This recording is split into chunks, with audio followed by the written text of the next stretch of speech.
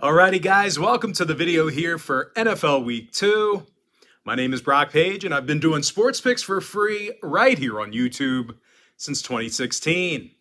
I also sell my personal sports bets on patreon.com/BrockPage. And I went 2-1 on my 3 NFL tier package bets in Week 1. Now, if you want to see which 3 of these games on this video that I'm actually betting on personally for Week 2, there's only one way to do that, and that's to sign up for my NFL tier package bets on my website. And the link for those plays is in the description section below. And with that, guys, let's go ahead and jump into some Thursday night football. We're going to take a look at the Chargers squaring off against the Chiefs. And that's going to be an 8:15 Eastern kickoff on September 15th, 2022. Now, Kansas City's the 3-point favorite at home, totals 54.5. Now, we saw a half a point move upward on the total in this one. Pretty good two-way action on the sides thus far.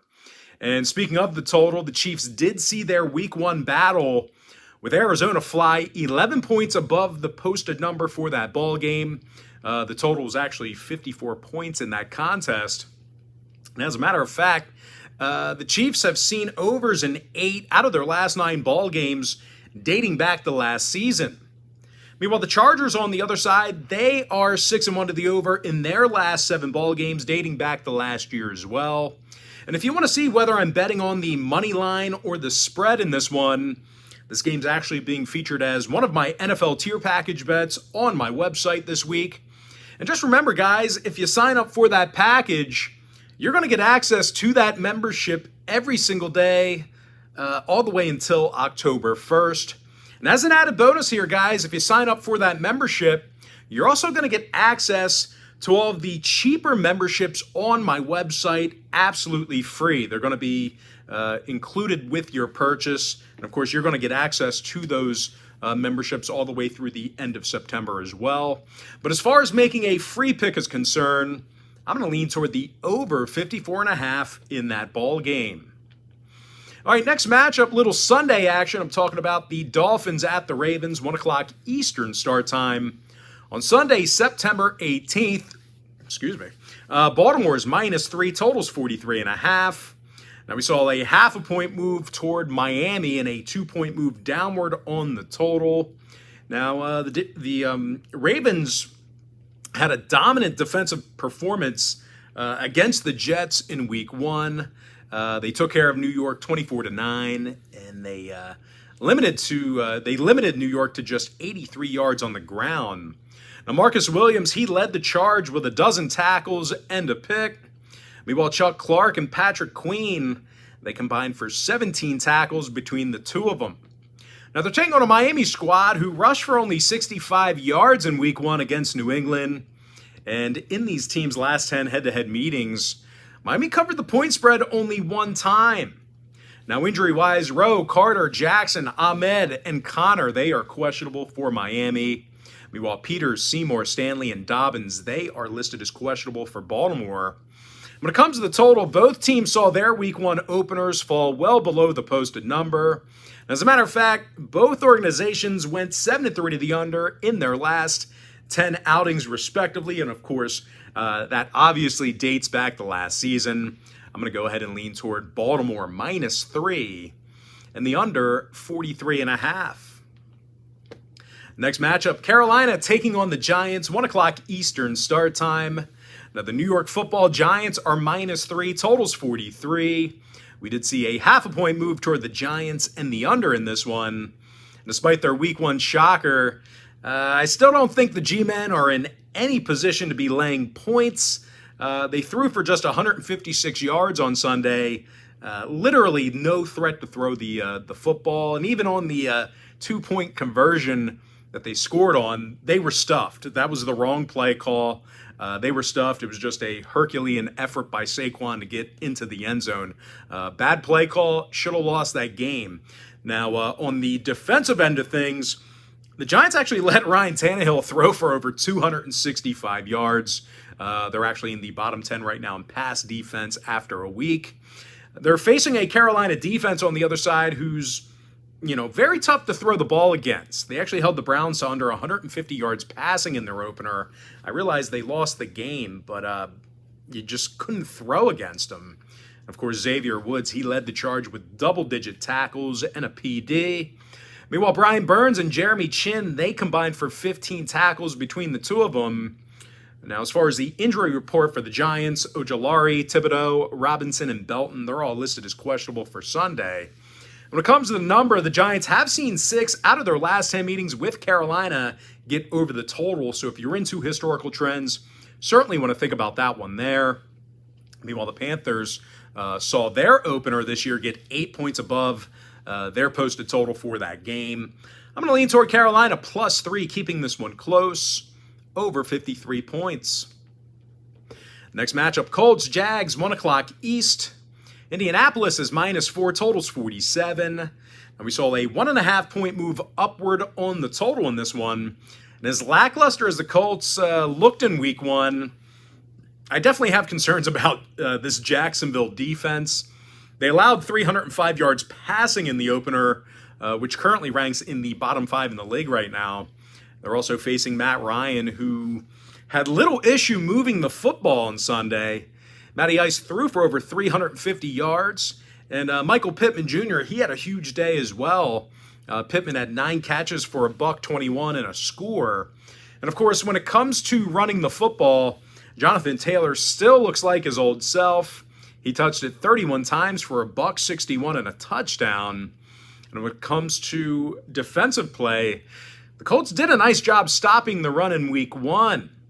They allowed only 77 yards rushing, and they were led by Kwity Paye with 7 tackles and a couple of sacks.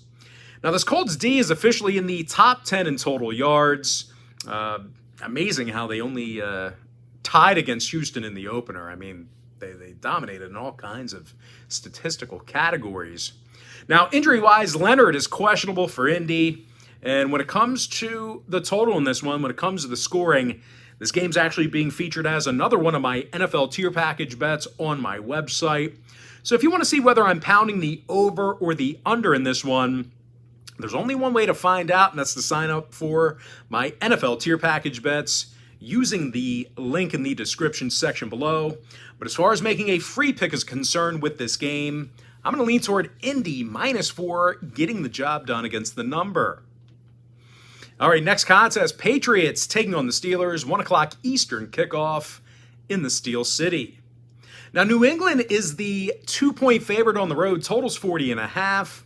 We actually saw a 1-point move toward the Patriots and the over in this one. But regardless of that line move, we're still looking at a New England team who notoriously starts slow. And as far as last week was concerned, they were hardly competitive offensively. The Patriots' leading receiver was Jacoby Myers, who had just 55 yards. Meanwhile, New England's leading rusher was Damian Harris, who ran for only 48 yards on the day.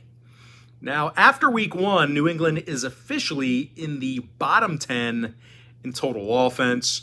And once again here, guys, they scored just 7 points in their opening day loss to Miami.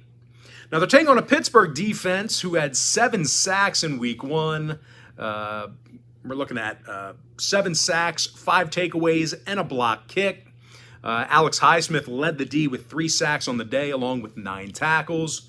And speaking of tackles, Minkah Fitzpatrick and Miles Jack, they combined for 24 tackles between the two of them.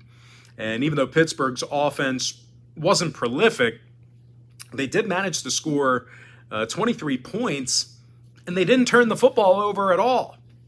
Now, injury-wise, Cole, Wallace, Spillane, and Harris, they are listed as questionable for the Steelers. And, of course, TJ Watt, he's out indefinitely with a pec injury. That's terrible. Normally, those pectoral injuries are season enders, but he hasn't officially been ruled as out for the season. But, yeah, he got a pulled titty right now. Meanwhile, for the Pats on the other side, Phillips, Jones, Bledsoe, and Wade, they are listed as questionable for them. When it comes to the total, both squads saw their week 1 contest fall under the number. They also saw unders in 6 out of their last 10 head-to-head meetings. So once again, if you guys notice, I do tend to use some historical trends. It's not of importance with my handicapping, but we use it, we use it regularly. So if you're into historical trends here, plenty of unders to go around. I'm going to lean toward Pittsburgh +2, keeping this one close, and the under 40.5. Next ball game, Bucks, Saints, 1 o'clock East. Tampa Bay is -3, totals 44. Now we're seeing some pretty good two-way action on both the side and the total in this one. Really not a whole lot of movement in the early wagering here. And if you want to see whether I'm betting on the side or the total in this one, this game's being featured as one of my NFL tier package bets on my website for week 2. And once again, the link for that play is in the description section below.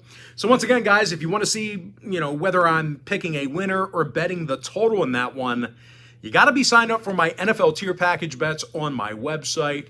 And as I said before, if you sign up for that package, you're going to get access to that membership every single day all the way until October 1st.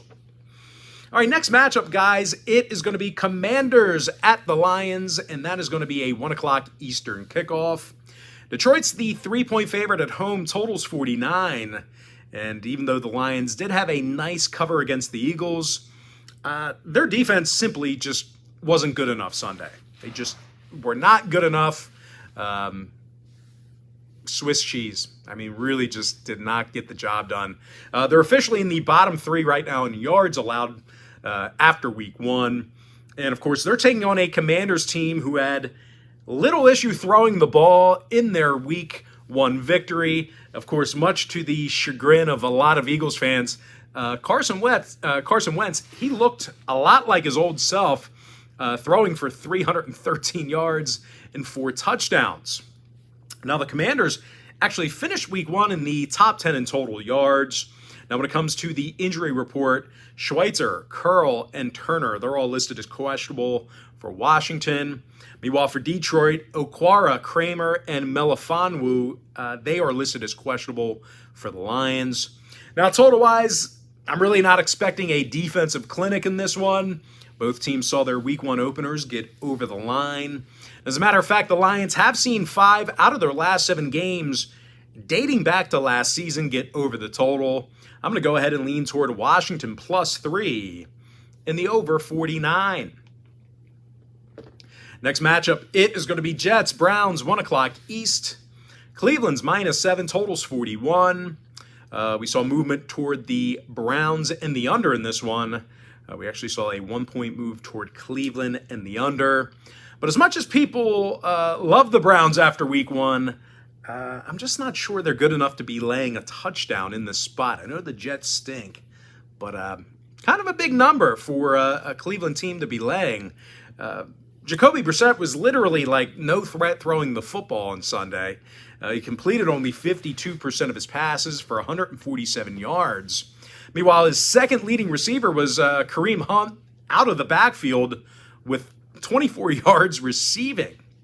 Now, on the defensive end, on the other end of the football, the Browns did give up 24 points to a Baker-led Panther team. So, it's not like they're impenetrable. They had some soft spots on Sunday against the Panthers. Now, they're playing a Jet squad here on Sunday who actually played some exceptionally good defense in week 1 despite the outcome. New York held Baltimore to under 65 yards rushing on the day. And after Sunday's performance, the Jets are officially in the top 10 in total yards allowed. C.J. Mosley had a team-best 11 tackles on the day. Meanwhile, Quincy Williams and Jordan Whitehead, they combined for double-digit tackles between the two of them on Sunday. Now, when it comes to the numbers, 7 out of these teams' last 10 head-to-head meetings did fall under the total. So once again, another historical trend there for you. As a matter of fact, New York held Cleveland to just 18 points a game during that time frame I just mentioned. I'm going to lean toward the Jets +7 under 41. Next ball game, it is going to be Seahawks, Niners, 4:05 East. San Francisco's -10, totals 42.5. Now we saw a 1-point move toward the Niners and the over in this one. And if you go back to last year, this San Francisco offense just hasn't been clicking. They've scored 23 points or less in 5 out of their last 6 ball games. Of course, like I just said, that's dating back to last year. And even though week 1 was kind of an anomaly because of the bad weather, we've still seen poor production out of this Niners offensive unit over the past season or so, regardless of quarterback, especially down the home stretch last year. Now, injury-wise, George Kittle's still questionable to play in week 2. He actually sat out Sunday against the Bears. Now, they're taking on a Seattle squad who pretty much shocked the Broncos on Monday Night Football. Big win for them. The Seahawks allowed only 16 points and had several timely takeaways, especially in the red zone. Cornerback Mike Jackson, he has a pair of red zone fumble recoveries along with 4 tackles on the day. Meanwhile, Jordan Brooks and Cody Barton, they combined for 22 total tackles. Now, injury-wise, Ott, Burns, Lewis, Robinson, and Walker, they are all listed as questionable for Seattle. When it comes to the total, Seattle's actually held the Niners to just 20 points a game in their last 10 meetings. Both squads also saw their week 1 openers fall well below the total. I'm going to lean towards Seattle plus 10, under 42.5. Next ball game, it is going to be Falcons-Rams, 4:05 East. The LA Rams are minus 10, totals 47.5. And as miserable as the Rams looked in their opener, they're still a better coached ball club, in my opinion, with more talent. Cooper Kupp, as usual, 13 catches for $128 and the lone touchdown on Thursday. Meanwhile, defensively on the other side of the ball, I know they gave up a lot of points, but the Rams still ended up forcing 4 turnovers. So they gave that offense a chance to get back in the game. Troy Hill, he had an interception along with 8 tackles. Meanwhile, Nick Scott had a pick and 7 tackles himself. Now, no real surprise here, guys. The Rams are currently in the top 3 in takeaways following week 1. They're facing a Falcon team who played some pretty bad defense in their week 1 loss to New Orleans. The Falcons allowed 27 points and over 150 yards on the ground. When it comes to offensive production, the Falcons didn't have a passing touchdown on the day. Now, injury-wise, we may see Van Jefferson back in action for Los Angeles. He's questionable with that knee. When it comes to the total in this one, I can't imagine Atlanta slowing these guys down from scoring. The Falcons did see their opener fly double digits above the posted number. And once again, when it comes to historical trends, the over actually hit in 7 out of these teams' last 10 meetings. So I'm going to, kind of lean toward the Rams in a bounce back spot here. I know this is a big number, but they should be able to get the job done here. Give me the Rams minus 10 and the over 47.5. All right, next matchup, Cards-Raiders, 425 East. Las Vegas is minus 6, totals 51.5. Now, I do hate this number here after a loss, but I really think, Arizona is in bad shape organizationally. They looked in disarray in both offensive and defensive performances in week 1. Really weren't even competitive with the Chiefs. Now, they did allow a league worst 44 points in week 1. They allowed Patty Mahomes to throw for 360 yards. And of course, on the offensive side of things, they looked equally as disorganized. Kyler Murray threw for under 195 yards. Meanwhile, Arizona's leading rusher was Kyler Murray, who scrambled for just 29 yards on the day. So definitely a team who did not establish a proper run game. And you got to be able to do that against a team like Kansas City. You got to run the ball against them. But anyway, they're taking on a Raider team who played fairly tough defense against one of the higher-powered offenses in the league in week 1. This Raider D actually held the Chargers to under 80 yards rushing on Sunday. Jonathan Abraham and Max Crosby, they combined for 22 tackles between the two of them. And even though Derek Carr made a bunch of mistakes, he connected with Davante Adams 10 times for 141 yards and a score. Now, injury-wise, Bolden, Perryman, Billings, James, and Turner are questionable. Meanwhile, for the Cards, Watt, Mullen, and Moore, they are listed as questionable for them. And when it comes to the total in this one, I'm not really expecting a defensive clinic in this one. plus the Cards saw their opener fly double digits over the posted total for their opener. I'm actually going to go ahead and lean toward Las Vegas -6 and the over 51.5. Next ball game I have for you, it is going to be Texans, Broncos, 425 East. Denver's -10, totals 43.5. Now, we actually did see a half a point move toward the Broncos and the under, believe it or not. And, of course, as bad as these teams, as bad as Denver looked on Monday Night Football, this is a pretty good core group of players, a lot of talent. They just kind of fell subject to some untimely mistakes. Russell Wilson still torched Seattle for 340 yards through the air, no interceptions, not a whole lot of mistakes there throwing the football. And, of course, Jerry Jeudy had 4 grabs for 102 yards and a touchdown. Now, I've said this before. I believe I said it last week, but I've said it before and I'll say it again. For some reason, certain NFL coaches have a bad tendency of taking the ball out of their best players' hands. Green Bay does it all the time. They've been doing it ever since the young guy got, LaFleur got the head coaching job. He takes the ball out of Rodgers' hands in big spots. So Denver did that last night. They did it in the red zone. And as far as Monday Night Football was concerned, it happened to Russ. Not only with the late game, I'm not even talking about the late game field goal chance. I'm talking about multiple red zone opportunities. Let Russ cook. Let him do his thing. Now, defensively, the Broncos looked real solid in many different facets of their opener. They allowed under 255 yards of total offense against Seattle. They pretty much won in every aspect except for the score. Now, Bradley Chubb, he also had a pair of sacks along with 6 tackles. They're taking on a Texans team who somehow managed to tie Indy. I don't know how. Took them to OT and tied them. That's just as good as a win for that Texans organization. And I'll tell you what, that tie, it wasn't because of a stifling defense. The Texans allowed over 500 yards of total offense to Indy. And on the offensive end of things, when they had the ball, they couldn't even establish a run game. They actually rushed for only 77 yards in week 1. Now, total-wise, I don't see the Texans moving the ball with ease. They also saw their opener fall a touchdown below the total, and that included overtime. Meanwhile, Denver on the other side, they saw their opener stay double-digit points under the number themselves. I'm going to lean toward Denver -10, under 43.5. Next matchup, Bengals, Cowboys, 425 East. Cincinnati's -7, totals 43. Movement toward the Bengals and the over in this one. Not surprised about the movement toward the Bengals, but we are seeing movement toward the over.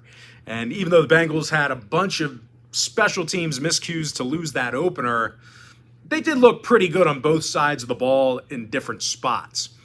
Defensively, they gave up just 267 total yards against Pittsburgh. And as a matter of fact, they held Mitch Trubisky to under 195 yards passing. Now, offensively, on the other side of the ball, Joe Cool continues to do his thing. Burrow threw for over 335 yards and a couple of scores. He also connected with Jamar Chase 10 times for $129 and a touchdown. Now, taking on a Cowboys team who looked pitiful on offense against the Bucs. They looked pitiful before Dak got hurt. Had no chance at moving the football. They threw for under 175 yards, and they were held to just 71 yards rushing. You got 2 pretty good backs in Pollard and Elliott, and you ran for just 71 yards. I know they have problems at left tackle, but run to the right side. And, of course, alongside of Dak Prescott being out for a couple of weeks here, this Cowboy defense had some problem areas as well. They let old man Lenny Fournette run all over them Sunday. Dallas gave up over 150 yards rushing to Tampa Bay. And when it comes to the total, the Bengals may run into some issues stopping the pass rush. Offensively, they already have problems giving up sacks. Both teams did see their season openers fall under the total as well. Might not see as much scoring as maybe some people think. I'm going to lean towards Cincinnati -7, under 43. All right, next matchup, Bears-Packers at 8:20 p.m. East. Green Bay is minus 9.5, totals 43. And as bad as Rodgers looked on Sunday, that's just the way he starts off seasons now. He's disengaged with the offseason and preseason. Probably not working out, definitely not throwing the ball much, not engaging with his teammates. And I got to imagine he probably doesn't watch a lot of film, especially against divisional opponents since he's played them a million times. But as far as the Bears are concerned, Rodgers rarely loses to them. And as a matter of fact, the Packers actually won 9 out of their last 10 head-to-head meetings with Chicago. And they covered the point spread in 80% of those ball games. Now, the Pack also got a real good defensive performance out of Devondre Campbell last week, who had 11 tackles against Minnesota on Sunday. Now, they're taking on a Bears team who probably would have performed just as similar in fair weather as they did in the slop on Sunday. I don't think their numbers would have been that much different. And when it comes to covering the number, the Bears have failed to cover in 6 out of their last 9 dating back to last season. Bad team, don't cover a lot of numbers. Not a great spot to be backing Chicago in. Now, injury-wise, Jones is questionable for the Bears. Meanwhile, for Green Bay, Bakhtiari, Lazard, Jenkins, Nixon, and Walker are questionable for them. When it comes to the total, the Packs averaged just about 28 points a game in their last 10 meetings with Chicago. They also saw 6 out of their last 9 ball games dating back to last year get over the total. I'm going to lean toward Green Bay, minus 9.5, over 43. All right, next ball game, we're going to look into some Monday Night Football here. They're doing that doubleheader again this year. It is going to be, I thought they did it in week 1, but they're doing it in week 2 now. I always remember the doubleheader in week 1. But anyway, Titans, Bills, 7:15 Monday night. Of course, that's 7:15 Eastern start time.